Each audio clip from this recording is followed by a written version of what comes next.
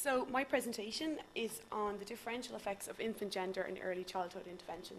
And that's just a really wordy way of saying I'm looking at whether boys and girls are affected differently by the programme, the Preparing for Life programme.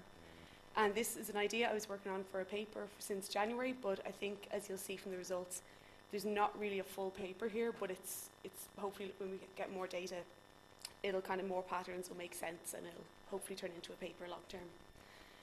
So I'm going to talk about the effect of child gender in early intervention, and I'm going to talk about the literature of gender difference, the impact of parenting on gender differences, and home visiting outcomes, gender differences in those.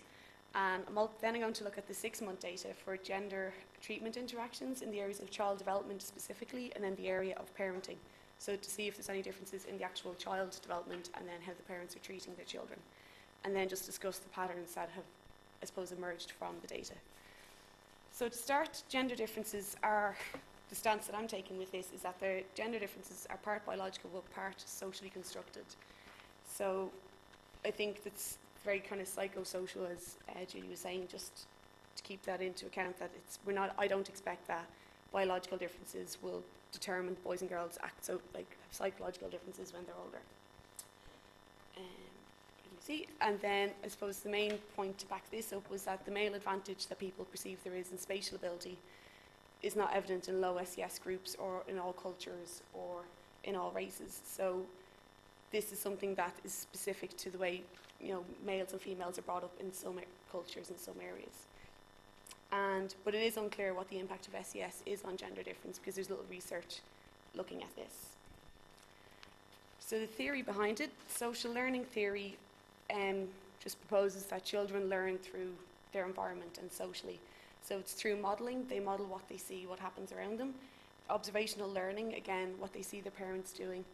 And it's interesting as well that they identify with people who are more similar to themselves. So girls were more likely to copy their sisters and mothers, whereas boys would be more likely to take on the behaviours of the males in their lives. Social cognitive theory goes on from this, and children, as they get older, they learn what gender they are, they learn what gender means, and they learn what's appropriate for their gender. So they begin to self-socialise to meet the expectations that they think society has of them. So little girls act this way, little boys act this way. And the parents also have a direct influence on this. So the different behaviours and traits that the parents reinforce in their children are based on the expectations they have of boys. So they might want their boy to be more sporty, so they'll encourage that aspect of his development. Whereas with girls, they might have different expectations or things that they want their little girls to act like. So the parents can directly influence the development of the child's gender.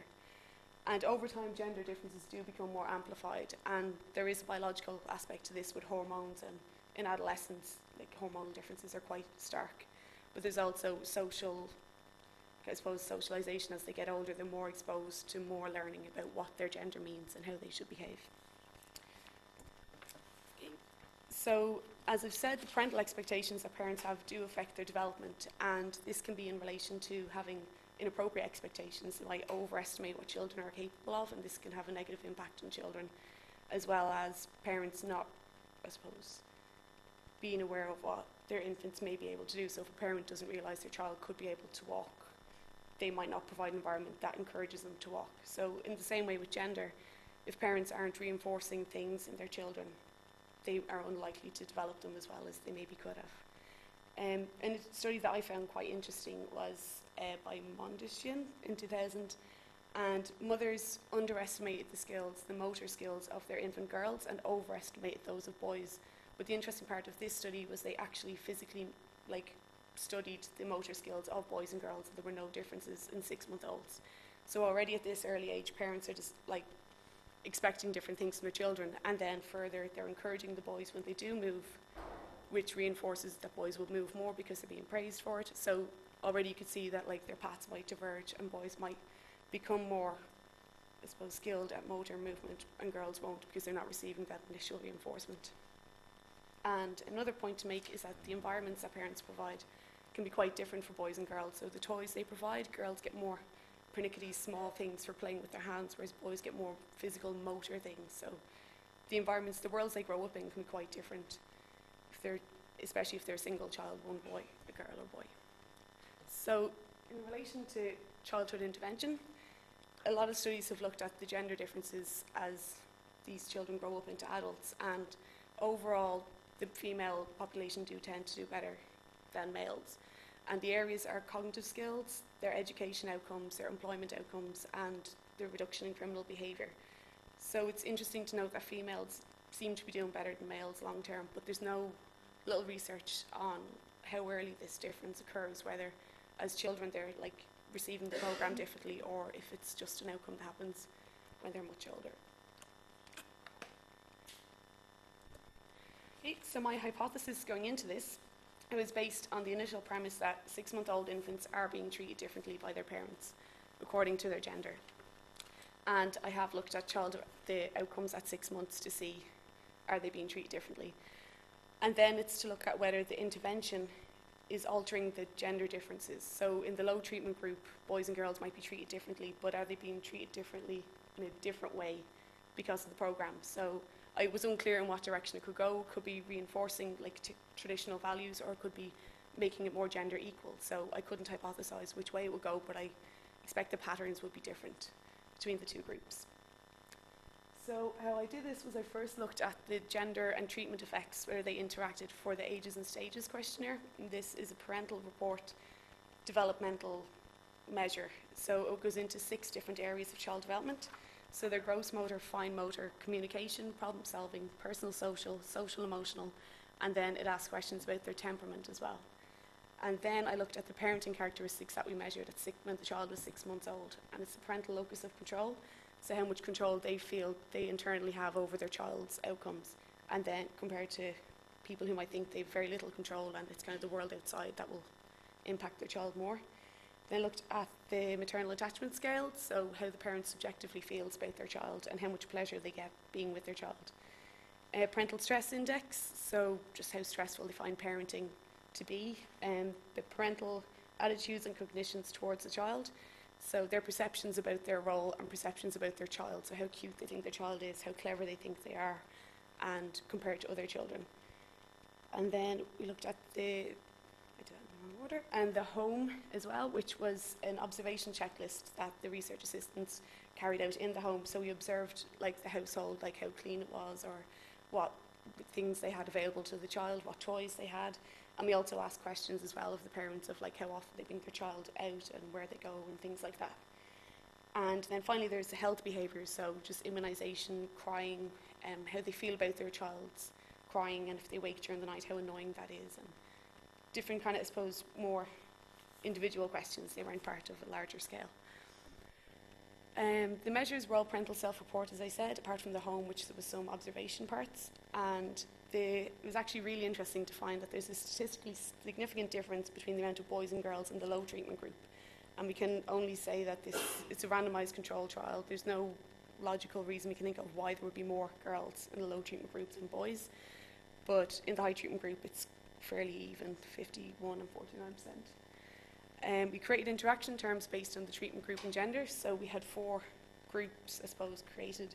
So there's low treatment boys, low treatment girls, high treatment boys, and high treatment girls. Sorry, is it okay to ask questions going on? Yep, go ahead. Does the gender of the intervener make any difference? Or is it considered? How do you mean the...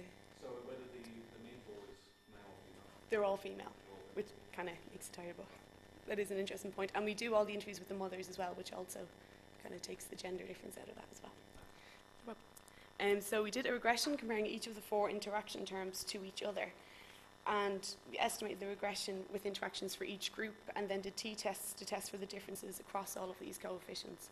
So we looked at the treatment effect for boys. So the low treatment boys and the high treatment boys, were they equal or not?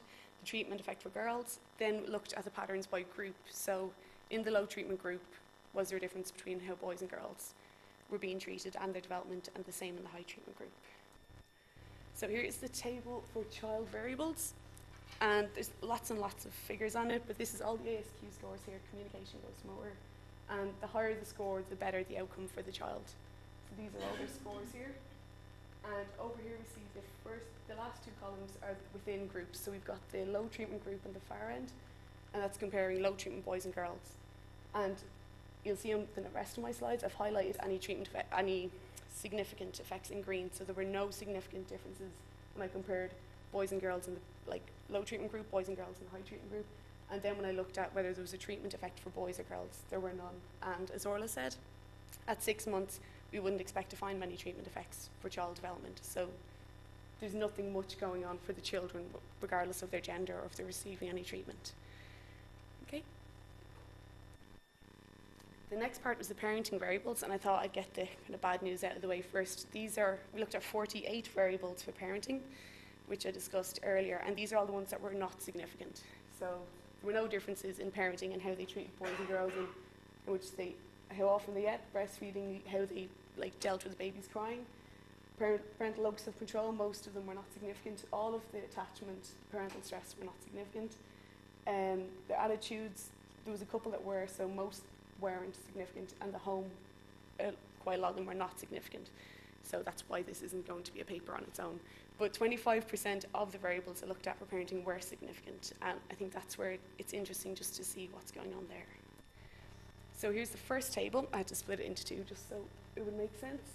So in green is where the interaction is, where there's something going on.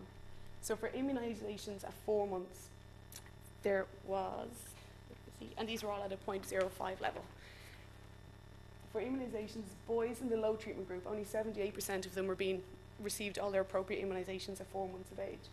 But boys in the high treatment group, 95% of them had. So there was a treatment effect that boys were being immunised where they hadn't been in the low treatment group.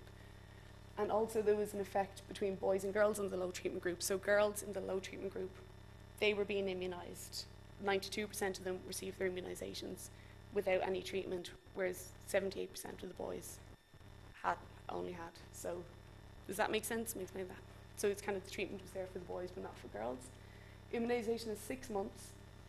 Again, in the low treatment group, boys and girls, there is a difference that girls were more likely to be immunised and receive their appropriate immunisations, whereas the boys weren't. Then moving on to the age you stopped exclusively breastfeeding, in the high treatment group, girls were breastfed for longer, so they were breastfed up till 8.48 weeks, whereas boys in the high treatment group were breastfed up to 1.08 weeks. So there's a difference in the treatment, how boys and girls are, I suppose, being affected by it. Then eating right, we created a variable on, I suppose, how much formula they were receiving and breast milk and food. And there was a treatment effect for girls. So girls in the low treatment group were, 71% were, I suppose, eating right as we defined it, whereas 90% were as a result of the treatment. So, but just to find out the difference that boys didn't have a treatment effect there, girls did. So moving on to the parental parts, the parental responsibility. In the low treatment group, parents had more of an external sense of responsibility for the girls. So it was that they didn't feel they had as much responsibility for how their child turned out compared to the boys. And with the overprotection in the high treatment group, girls were more likely to be overprotected compared to boys within that treatment group. But just to point out, those two, the actual scores, didn't put them at the extreme end of the scale. So while they were different, it doesn't mean that they're overprotected to an extreme end just compared to each other. The next table, this is all the home scores. And so there was a treatment effect overall for boys and girls within the variety. So the variety of things in the home, what was available to the child. But then there was 3 others treatment effects for boys which weren't there for girls. So the childcare was more consistent for boys in the high treatment group compared to the low treatment group. The toys, more appropriate toys were available to them, and the physical environment was rated as higher and more positive. And then in the high treatment group, the boys were scored better as not being as restricted or not being shouted at, whereas the girls weren't scoring as well as the boys in that regard in the high treatment group. So I suppose the main point with that one is that there are treatment effects going on for the boys but not for the girls within that scale. Okay. So just to kind of pull it all together, at 6 months, no gender differences were found in the infants, but there were some differences in the parenting at that age. And as I said, there's a quarter of the variables, there were differences. And just to kind of summarise them how I understood them, that there were 3 differences in the low treatment group. So within that group, there were 3 things that were going on. Boys were less likely to be immunised, and the parents had less of a sense of responsibility over their girls. In the high treatment group, there were also 3 gender differences, but they were in different areas and for different things. So girls were being breastfed for longer, parents were more overprotective of the girls, and the boys weren't being as restricted as the girls. So that's quite interesting that the gender differences, while there are still some, they're just different differences. And then the treatment effects, there were 5 treatment effects overall for boys, so they were benefiting from the programme. And they were mainly in the areas of immunisation and home improvements. Yet there was 2 treatment effects for girls that we didn't see. One of them we did see for boys as well, and there was nothing with eating, they were eating more appropriate food. But just to point out that there were no differences in parental stress, attachment, and there was only one difference for the locus of control and their cognitions.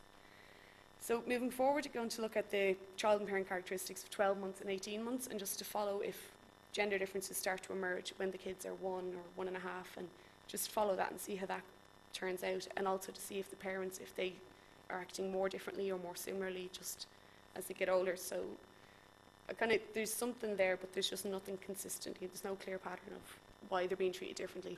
I think it's interesting that it's in the opposite direction of the long-term outcomes, which say females tend to benefit more, whereas we're seeing boys are slightly benefiting more.